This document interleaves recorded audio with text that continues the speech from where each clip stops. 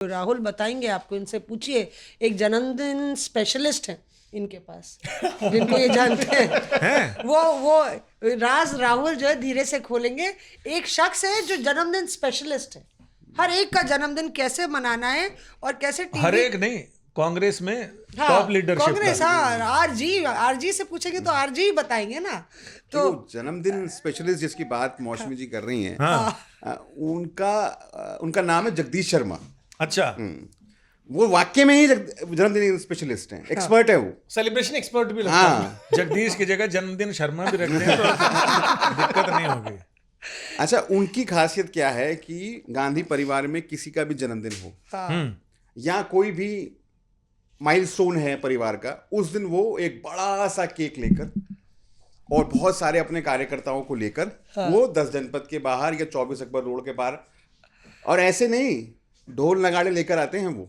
अच्छा, हाँ, मिठाइयाँ लेकर आएंगे, ढोल नगाड़े, आतिशबाजी, पूरा पैकेज चलता है उनके साथ में एक पैकेज। अच्छा, हाँ, आप कभी बुक कराना हो तो कई बार तो ऐसा होता है। अच्छा राहुल, अपनी बात कर ले, एक बात बता, कई बार ऐसा होता है कि वही जगदीश शर्मा, मैंने भी कवर किया इससे पहले, तो वही जगदीश शर्मा भी कवर कर लिया। वही जगदीश शर्मा क्या करते हैं कि पहले ढोल नगाड़े सब बच गए, बाद में मतलब पार्टी हार गई। ऐसा हुआ था इलेक्शन रिजल्ट के दिन, ऐसा हुआ था हरियाणा के दिन। नहीं, तब फिर बोले ईवीएम। तो 2 सेट में वो लेके आते हैं ना। सॉरी, मैं स्टोरी कट कर दी बीच में कि आखिरी में ईवीएम वाला वो प्लेकार्ड भी लेके नहीं, वो उनकी गाड़ी में सब पड़ा रहता है, ईवीएम हटाओ देश बचाओ, ये भी होता है, लोकतंत्र की जीत, राहुल गांधी की जीत, ये भी, दोनों तरह, हर तरह के जो प्ले कार्ड्स हैं उनकी गाड़ी के अंदर होते हैं।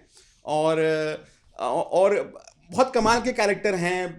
सुबह सुबह, अच्छा, वो इतने समझदार व्यक्ति हैं, वो सुबह सुबह आते हैं 7 बजे, क्योंकि वो सब जानते हैं कि भाई कितने बजे वोटिंग काउंटिंग शुरू होगी। मीडिया अच्छा, सब रिपोर्टर के पास आएगा एंकर, क्योंकि इसके बाद तो नहीं आएगा। उनको पता है 8 बजे के बाद जब काउंटिंग शुरू हो जाएगी, उसके बाद रिपोर्टर के पास नहीं आएंगे, तो वो 6:30 बजे, 6 बजे, 7 बजे शुरुआत की जो टिक टैक और ये करने की जरूरत पड़ती है, शॉर्ट इंटरव्यू, वो सारा वो सब वो आपका निपटा देंगे। हारने और जीतने दोनों का मटेरियल होता है। हाँ, हमेशा उनके पास होता है। 30-50 चैनल को इंटरव्यू देंगे और उसके बाद वो निकल जाएंगे। कर्नाटक जी भी अच्छी तरह जानती है उनके, कर्नाटक में हवन से हनुमान तक की व्यवस्था थी उनके पास। पूरा उनके पास।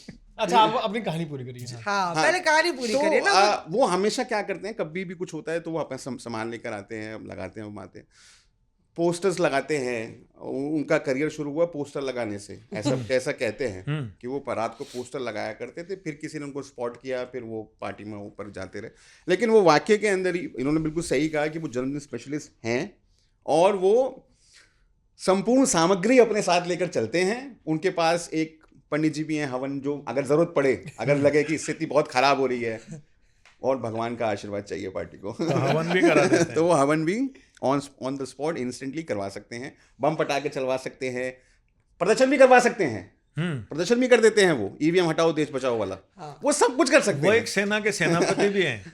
हाँ, राहुल प्रियंका सेना है। रॉबर्ट सेना भी एक बार शायद कुछ, रॉबर्ट वाड्रा के भी वो बहुत ज्यादा हितैषी हैं, तो वो लगातार, शायद मुझे लगता है उनकी टीम से ही है। नहीं मतलब वो लगातार, वो उनको लगता है कि उनके साथ ज्यादती हो रही है तो खड़े रहते हैं उनके साथ, उनके काफी क्लोज एड हैं वो। पर दिलचस्प बात इसमें ये है कि एक बार वो लाइव पे मेरे साथ, अब हम ओवरडोज हो गया, हर जगह हम एक लाइव उनके साथ कर चुके थे, फिर दूसरे लाइव में भी जगदीश जी नजर आ रहे थे, तो हमने बोला अरे जगदीश जी, जब आपके पास आना होगा आ जाएंगे।